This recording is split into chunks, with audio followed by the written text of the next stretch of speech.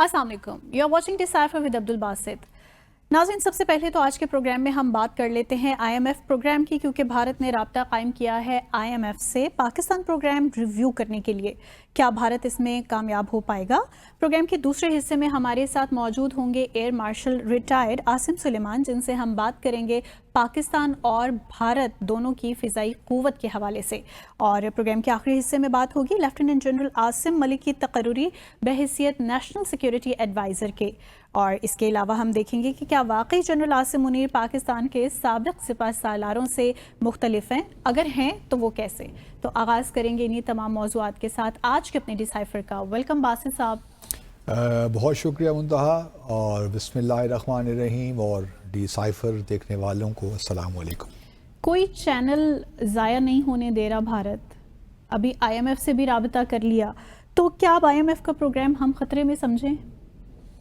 नहीं, आपने जो सवाल जिस तरह किया कि कोई हाथ से जाने नहीं दे रहा भारत इस वक्त, तो मेरे ख़्याल में यही अप्रोच होनी चाहिए भारत की। वो तो हर तरफ से ही प्रेशर बिल्ड करेगा ना पाकिस्तान पे, और जब एक क्राइसिस सिचुएशन पैदा होती है तो अगर एक एडवर्सरी है आपका तो वो यही करेगा। उससे हम खैर की तवक्को तो नहीं रख सकते कि वो IMF को अप्रोच करेगा कि आप $10 बिलियन का कर्जा और दे दीजिए पाकिस्तान को, तो उससे तो खैर की तवक्को कोई नहीं है। लेकिन अपने नाज़रीन के लिए हम थोड़ा सा तफसील में जाना चाहेंगे। एक तो भारत ने लिखा है IMF को कि जो इस वक्त प्रोग्राम चल रहा है पाकिस्तान का, उसको आप रिव्यू कीजिए और कैंसिल कीजिए। जितने आपने पहले दे दिए, जितने भी ट्रांचेस, लेकिन जब मज़ीद आगे आपने देना है 1 पॉइंट जितनी भी 2 बिलियन या 3 बिलियन या 4 बिलियन, उसको फ़िलहाल आप रोक दीजिए। और उस जो उन्होंने रिक्वेस्ट की है वो इस बुनियाद पे की है कि पाकिस्तान अगेन बकौल उनके क्रॉस बॉर्डर टेररिज्म में इन्वॉल्व है, और अभी जो पहलगाम में वाक़या हुआ है बकौल उनके पाकिस्तान की जो इन्वॉल्वमेंट है वो बिल्कुल वाज़ेह है, क्योंकि लश्कर तैयबा ने किया है। लश्कर तैयबा की जो ऑफ शूट है वो TRF है, द रेजिस्टेंस फोर्स। तो कोई वजह नहीं बनती कि पाकिस्तान का ये जो है प्रोग्राम जारी रखा जाए, क्योंकि पाकिस्तान तो अपने जो इकनॉमिक डेवलपमेंट पे ख़र्च तो नहीं कर रहा। पाकिस्तान तो बकौल भारत के भारत में दहशतगर्दी को प्रमोट करने के लिए पैसे खर्च कर रहा है। तो उसकी इकॉनमी की किस तरह ग्रोथ होगी, किस तरह वो क्राइसिस सिचुएशन से वापस आएगा अगर पाकिस्तान इस तरह ही दहशतगर्दी को प्रमोट करता रहेगा। तो ये लुब्बे लुबाब है भारत के आर्गूमेंट्स का। अब ये भी ज़रूरी है हमारे नाज़रीन के लिए समझना कि IMF काम किस तरह करती है। IMF इस तरह नहीं होता कि एक ऐसी इंटरगवर्नमेंटल बॉडी है जो कि कंसेंसस बेस्ड नहीं है। हाँ जी। बाज़ इंटरनेशनल या मल्टीलैटरल ऑर्गेनाइजेशंस हैं UN की, मिसाल के तौर पर कॉन्फ्रेंस ऑन डिसआर्मामेंट है जनीवा में जी। उसमें जितने भी मेंबर हैं वो अगर उनमें से एक मेंबर ही कह दे कि मैं इस बात को नहीं मानता, तो वो फिर बात आगे बढ़ती नहीं है।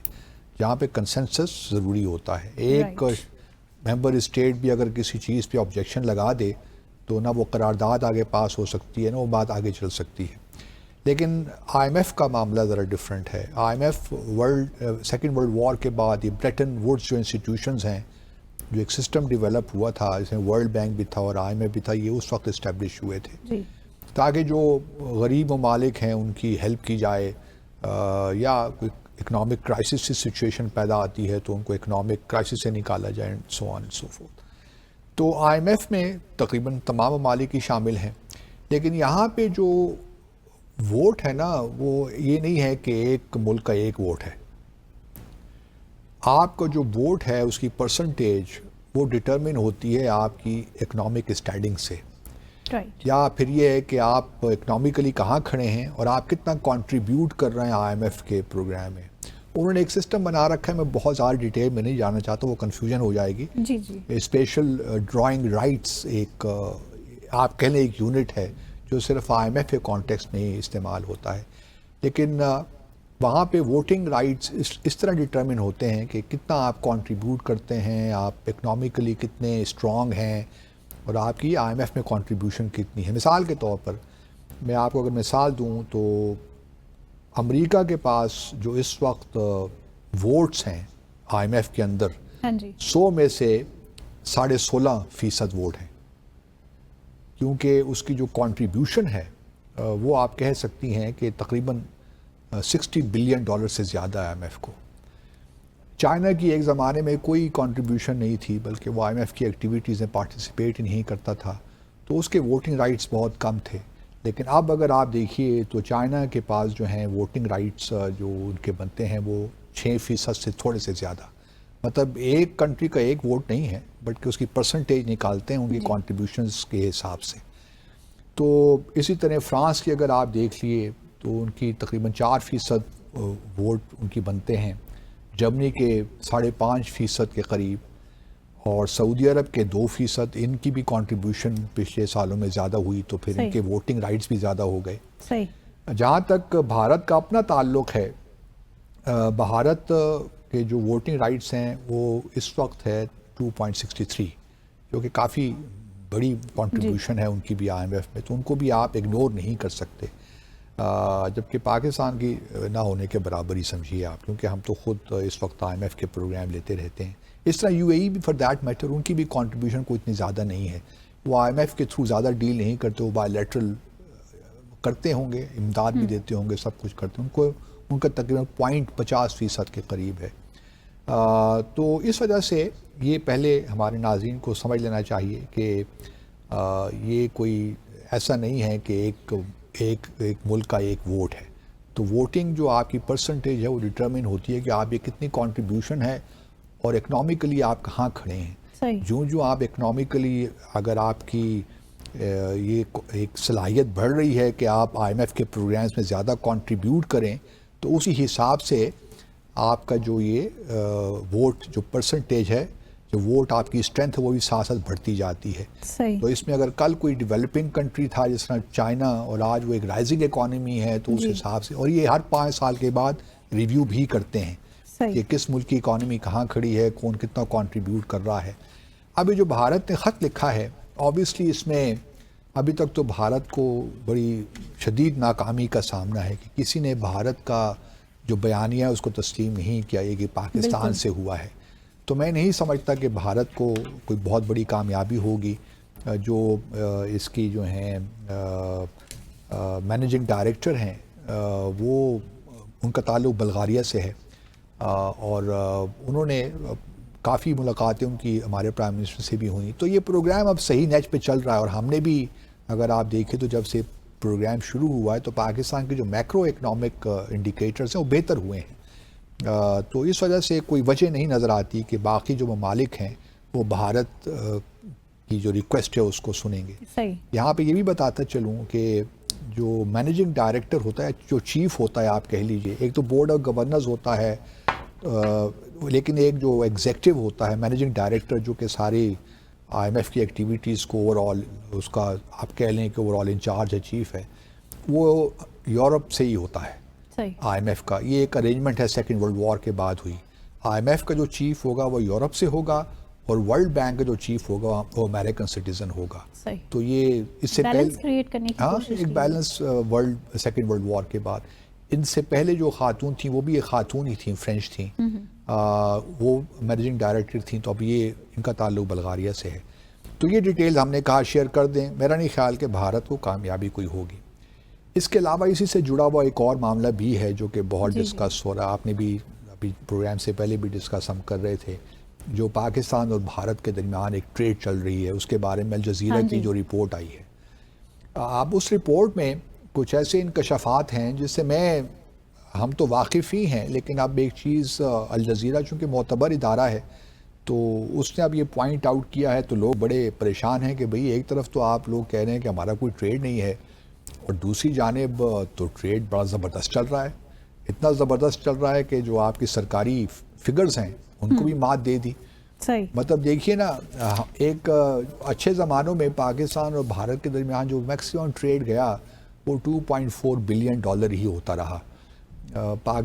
بھارت کی جو ایکسپورٹس تقریباً 1.9 بلین کہہ لیں، اور پاکستان کی 400 سے 500 ملین ڈالر کے قریب ہماری ایکسپورٹس ان کو جاتی رہیں۔ پلوامہ کے واقعے کے بعد ہم جانتے ہیں کہ بھارت نے تقریباً 200% ڈیوٹیز پاکستان کے پروڈکٹس پہ لگا دیں، تو ہماری تو کمپیٹیٹیو ہی نہیں رہی نا. اگر یہ معاملہ 200% ڈیوٹی پہ آپ کیسے ایکسپورٹ کر سکتے ہیں بھارت کو؟ مشکل ہے، امپاسبل ہے.